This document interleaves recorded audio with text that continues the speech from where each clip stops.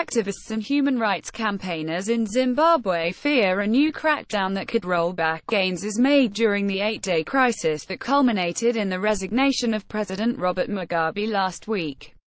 Relatives of victims of state-sponsored violence said they were concerned about the track record of the new leader, Emmerson Mnangagwa, who was Mugabe's right-hand man and is blamed for the brutal suppression of political opposition parties during elections in 2008.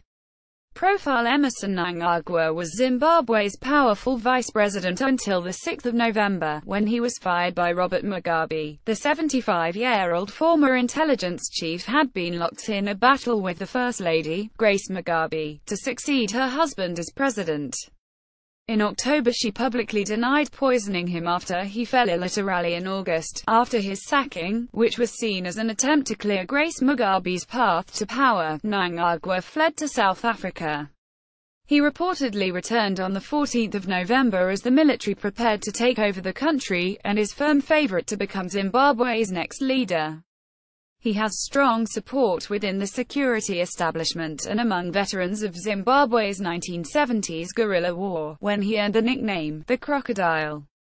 Despite allegations about his role in atrocities in the 1980s, much of the international community has long seen him as being the most likely figure in Zimbabwe to guarantee a stable transition and implement economic reforms. Thank you for your feedback. Just because Mnangagwa has wrestled power from the devil does not mean I see him as the Messiah, said Patson Dzamara, whose activist brother eightday was abducted in 2015 and has not been heard of since. So many have been killed, maimed, tortured or imprisoned, and the ones who are presiding over this transition are the ones responsible, he added. Mugabe, whose 37-year rule over the impoverished southern African country was marked by brutal repression, stepped down after a military takeover led to mass protests and impeachment proceedings in parliament. In his inauguration speech in a packed national stadium in Harare on Friday, Mnangagwa, the 75-year-old stalwart of the ruling ZANU-PF party, said he would govern for all patriotic Zimbabweans, and promised elections would be held as scheduled next year. He did not mention lifting restrictions on freedom of expression, or any measures to weaken the grip of the feared internal security services he helped set up following Zimbabwe's independence from wider minority rule in 1980. The new president was Minister of Justice when eightday Dzamara was pushed into a vehicle by unknown men, and has been accused of involvement in the killings of more than 20,000 civilians in the south of Zimbabwe in the 1980s. Robert Mugabe planned for everything, except his own retirement. He outsmarted his rivals and blindsided his allies for decades, and so most of the country had come to accept that he would stay in office until the day he died. Emmerson Mnangagwa, now expected to take over from him, had boasted in May that Mugabe would in the job. As such, there was no planning for the future. One of the biggest questions now will be whether Mugabe can stay in Zimbabwe. Few ousted autocrats are allowed to stay on in the countries they once ruled, due to fears they may resuscitate their careers or become figureheads for opposition. Mugabe may be an exception, because of his age and his role at the heart of Zimbabwe's long liberation struggle. Throughout the most unusual of coups, Mugabe appears to have been treated with extreme deference by the generals holding him prisoner. Party members who ended his career have paid tribute to his historical achievements. His much-hated wife, dubbed Gucci Grace for her spendthrift habits, may be targeted. But Mugabe is unlikely to want to face retirement alone, and any deal is expected to include protections for Grace and their children. Wherever they end up, the Mugabes will certainly not lack for pension funds. By some estimates he holds about £1 billion of assets, including vast property holdings and businesses around the country. Much of his wealth has also been invested outside Zimbabwe. Thank you for your feedback. Mnangagwa denies any responsibility, saying he was head of internal security at the time and not in the military, which carried out the massacres. In his inauguration speech, he called on Zimbabweans to let bygones be bygones. There are concerns that Mnangagwa, despite describing Zimbabwe as an unfolding democracy, may prove as intolerant of protest as his predecessor.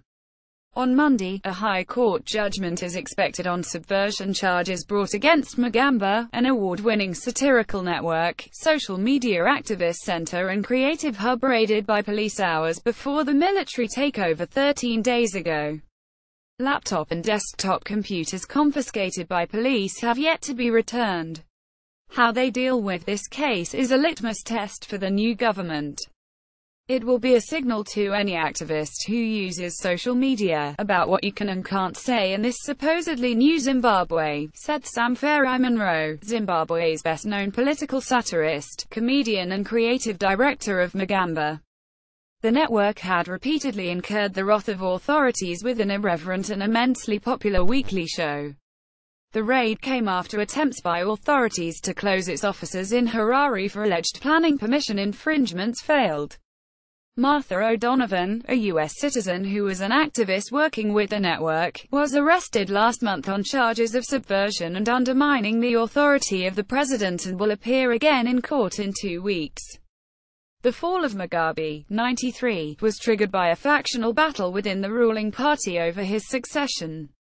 Within days of the military takeover, thousands of ordinary people were on the streets, waving placards and chanting slogans against the aging autocrat in scenes unthinkable under his rule.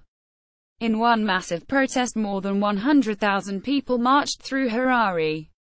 The military turned on the tap to allow a one-off big demonstration, but the citizens' momentum has to stay on. We are fighting not just to keep that space open but to radically expand that space that we need as citizens to make the new Zimbabwe a free country, Monroe, 37, said. Human rights activists in Harare say that more than 400 people have been detained since the military took power. These include hundreds of security officials loyal to Mugabe, as well as former finance minister Ignatius Chombo. Only a handful have been charged with any offense. Chombo appeared in court on Saturday in leg irons to face corruption charges after more than a week in military custody. The whereabouts of several other prominent supporters of Grace Mugabe, the former president's 52-year-old wife, are unknown. It was the First Lady's bid to cement her hold on power through the sacking of Mnangagwa on 6 November that led to her husband's fall.